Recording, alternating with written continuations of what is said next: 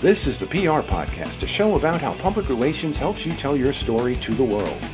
We talk with great PR practitioners who have the skills, creativity, and just plain savvy to get their clients noticed. Now here's your host, Jody Fisher.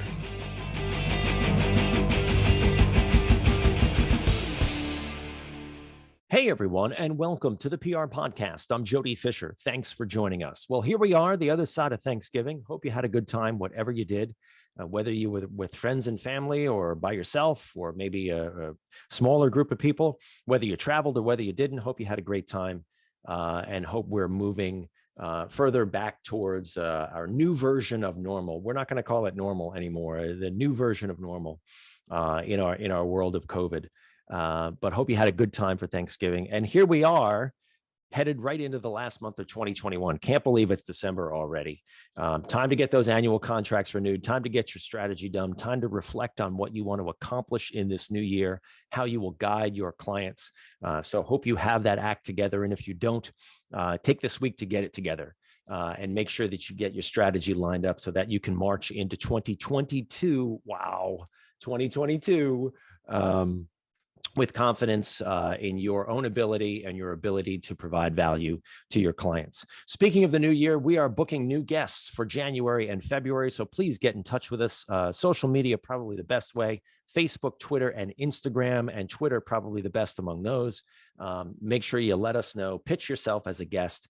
We want to hear from everybody, whether you're in public relations, social media, SEO, whether you're a newsroom worker, editor, reporter, street reporter, photographer, videographer. If you play a role in the way news gets made and the way communications happens, we want to hear from you. We want to get your tips and tools and the way we can do our jobs better so we can spread that knowledge around within our public relations community and our PR podcast community, and share those best practices and just get better at what we all do. We also want to get feedback on episodes that we've aired.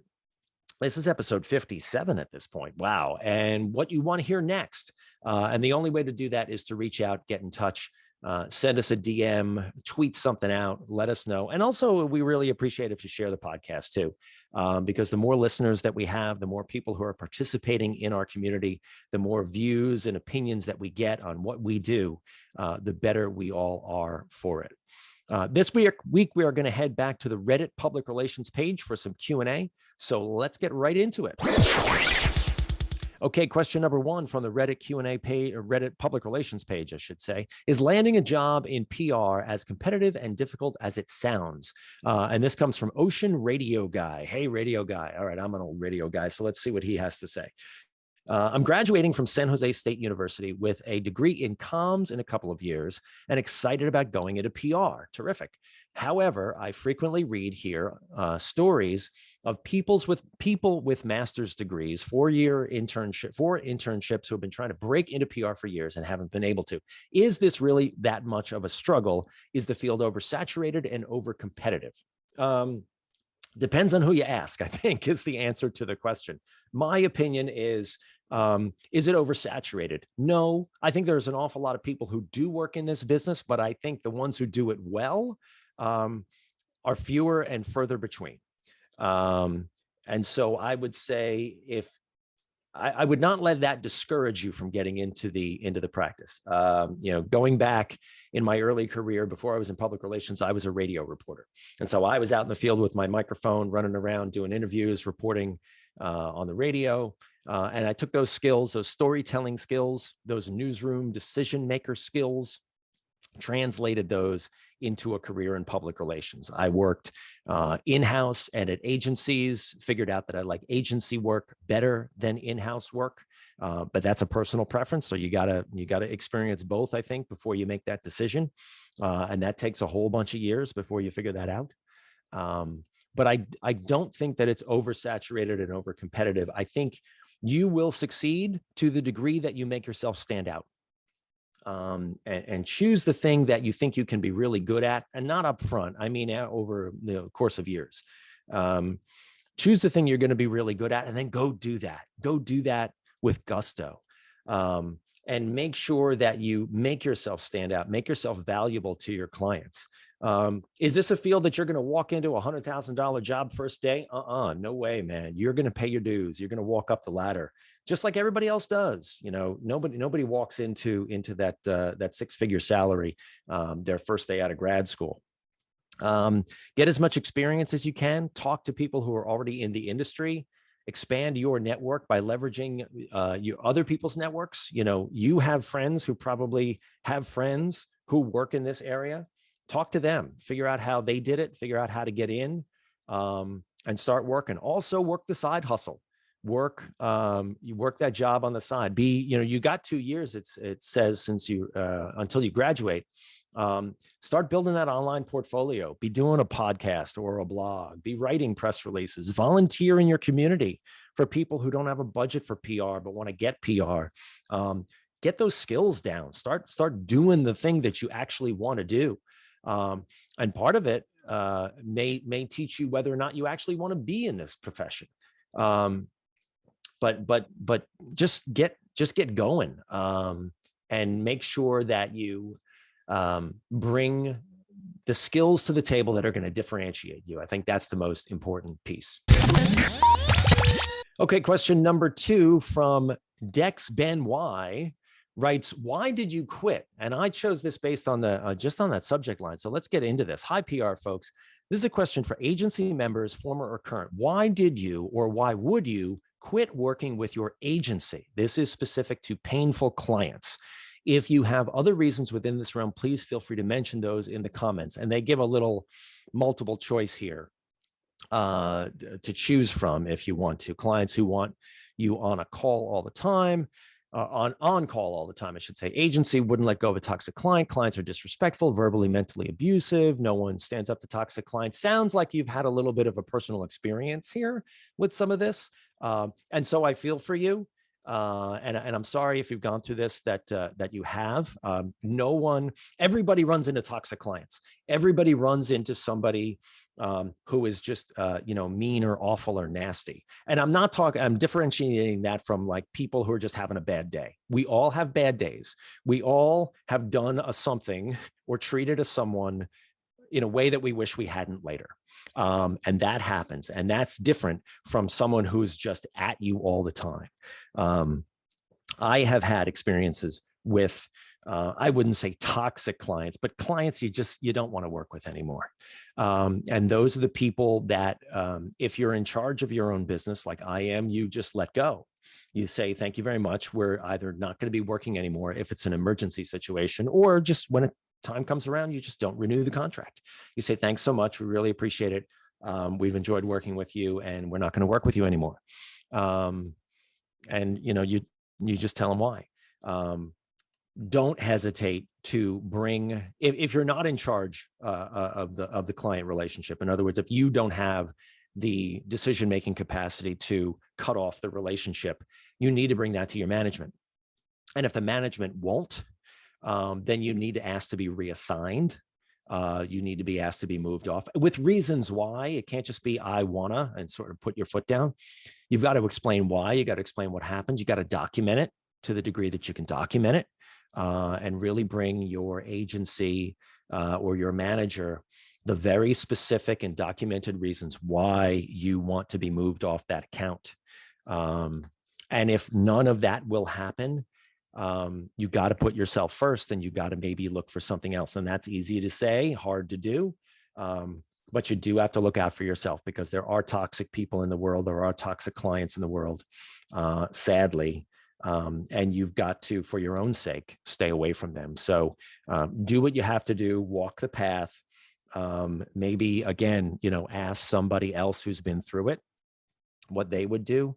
I would say don't go inside the agency, because that starts to sound like gossip, unless you've got someone there you can really trust. But talk to other people maybe outside of the agency who have gone through that before, and see what advice they might have. But why did you quit? If you feel you need to quit, then you need to quit, because you do have to prioritize yourself and your own mental health. You can't just keep working for people who abuse you and expect to be okay.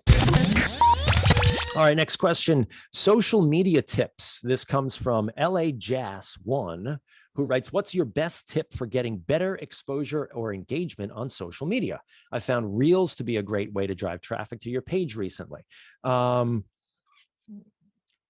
there's a question about Instagram. And I said, because this, like, how much time do you have to answer this question? I would say my best tip for getting better exposure or engagement on social media is fish where your fish are. There are some brands that feel like there are lots of brands that feel like they need to be everywhere. And I have had clients sit down across the table from me, use that exact phrase. We need to be everywhere. They're launching a PR campaign. We need to be everywhere. You don't need to be everywhere. You really, really don't. And you will burn yourself out if you try to be everywhere. You need to be where your customers are. You need to be where your stakeholders are. You need to be where the eyeballs are that are going to get you the reaction to your business that drives your business, right? So some people belong on TikTok, some people belong on Twitter, some people belong on Facebook and Instagram. It really all depends on what you want to accomplish, and it depends on what kind of content you have to share. Some content is better for TikTok, some content is better for Twitter, and I would argue, despite all the TikTok videos that you might see on Twitter, that they're not the same. They're just not the same because they're different communities. They target different demographics, different age groups. And you really need some experience in each of those platforms before you figure out. Now, should you dabble a little bit? Maybe try this, try that. Sure, you can. But I would also make sure that as you're dabbling, that you don't neglect one platform for the other. Make sure that you're treating them all equally as you dabble. And then figure out which one is getting you the most engagement, the most response. Because let's not forget too, that, 100,000 likes doesn't equal $100,000 in your cash register, right? And it's easy to mistake social media success or popularity for actually driving your business. So make sure that you're fishing where your fish are, that you're engaging in the platforms that are going to make sense to you, and they're going to activate those likes and those people who are following you into actual customers who are helping your business's bottom line. So I would say use that and you'll never go wrong. All right, question number 4. What movie should I make my family watch to understand my profession? I'm sorry. And I saw this again, the title, and I just had to put this question in the discussion. And shout out to, I think it's Michelle Garrett on Twitter, because I think she asked this very question on Twitter a few months ago, or she was involved somehow, and I'm remembering her when I see this headline here. So some of my family members can't really understand what PR and crisis communications is. They're from Eastern Europe and older, so I can't blame them. Well, I'm glad you have that perspective. Do you have any movie suggestions that sum up our work pretty well? My short answer is no. I don't know of any TV show or movie or what that actually really explains. Now, I could be wrong. I could just be forgetting one. But it seems to me like every depiction of a public relations person in TV and movies is someone who's always going to fabulous parties and walking the red carpet. We don't walk red carpets. I've worked red carpets. We stay off the red carpet. We help other people walk the red carpet. That's what we do. A former colleague of mine used to say, we get paid for being 2 steps back and 1 to the left. We stay out of the frame. That is our job. What movie should I make my family watch to understand? Well, let's back up and let's go off the TVs and the movies here. How do you explain your profession? That's a critical question. If you really want your family to understand and appreciate what you do, how do you ask yourself, how do you explain it to them? I have clients who kind of don't understand how we work. I've had clients say to me, could you put this in the newspaper? I've had clients who, when I write them up a pitch, and PR people, we all know what a pitch is designed to do. They say, great, when is that going to be in the paper? It's not. You've got to explain. And so I think the question you need to ask yourself is here, what kind of words do you use? What kind of examples do you use to explain what you do and how you do it? I actually put some of this language in our contracts. I say that this contract does not guarantee earned media attention, does not guarantee placement. It expresses a good faith effort to achieve that positive placement, because that's the thing that we do. We're kind of like weather forecasters in that way, that we have a good idea of what we can make happen, but until it happens, we don't know. And that's a leap of faith that clients have to take when they get involved in a PR program. And if you don't explain it clearly, whether it's to a client or whether it's to a family member, they won't get it. And especially if it's to a client, they're going to get dissatisfied very, very quickly. So you need to come up with a way to describe what you do and how you do it, and what the outcome will be if you're engaged with a client, before you direct somebody to a movie or a TV show. Because I also think a movie or a TV show is not going to very adequately or accurately describe what we do and how much goes in to what we do. All right, and question number 5, posted by XX Lizard King Kong XX, interesting name, writes, tips or tricks to finding journalist emails without using programs, Meltwater, Muckrack, or if their email isn't on a media outlet page. Are there tricks to finding journalist email addresses? And I'll expand that to contact information. First place I would go is Twitter. If you've gone on their website and they don't have a byline that has their email address or their Twitter handle or their something, which many times they do, but every once in a while they don't, I would go to Twitter. I would search that person on Twitter or LinkedIn. I would connect with them there, follow them, send them a message. When you reach out to them, make sure that you're sending them something actionable. Don't just send them, don't take the lazy route and just send them a connection request. Make sure that when you're reaching out to them, you're reaching out to them with a pitch, even if it's something as simple as, hey, I've followed you, and here's the clients that I represent, and I thought these might be interesting to you. Let me know. That'll 9 times out of 10 provoke a response. Right there, you've created a connection that is more than just, please be my friend, or please follow me on Twitter, or please connect with me on LinkedIn. When you reach out on those social media networks, make sure that you're tweaking or sort of jogging their memory on here's who I am and here's why I'm reaching out to you. Because then they'll say, oh, this person is worth connecting with. Yes, I will connect with them. And yes, I will look forward when I see them in my inbox, or they'll give you their email address, perhaps. Hopefully they will. And then when you pop up in their inbox, they'll go, oh yeah, that's Jody. That's that guy I connected with on Twitter the other day. Let me see what he has to say. The same rules apply, that you have to be relevant, that you have to give them actionable information, that you have to respect their job as a reporter. But that's the first place I would go, Twitter or LinkedIn, and Twitter probably best because reporters are on Twitter, man. They are on Twitter all the time. And if you search, there are whole PR lists of people who cover different topics out there. Just spend some time on Twitter and search around, and you will be able to find those addresses. That would be my number one place to go if I'm trying to find a reporter who isn't findable anywhere else. All right, that'll do it for this week. Thank you, everyone, for listening. Please remember to subscribe to the show. Connect with us on Facebook, Twitter, and Instagram at The PR Podcast, and send us a question or a comment. Our intro is by Christopher Appold. You can find him and his fantastic photography on Instagram at Christopher_APPOLDT. Check him out there and hire him for all your photography needs. You can find me online at Jody Fisher on all the socials and online at jodyfisherpr.com. We'll see you next time on the PR Podcast.